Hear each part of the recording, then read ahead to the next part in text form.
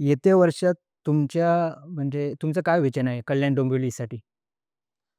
आमचं विजन हेच असणार आहे येणाऱ्या काळामध्ये सर्व एखादा मोठा बिझनेस पार्क, आय-टी पार्क झाला पाहिजे बरोबर.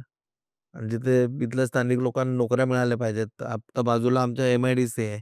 एम-आय-डी-सीमध्ये खूप पोल्युशन होतं. तर ते केमिकल किंवा हॅझार्डस कंपन्या आहेत, त्या जाऊन इथं इंजिनिअरिंग फॅक्टरी आल्या पाहिजेत.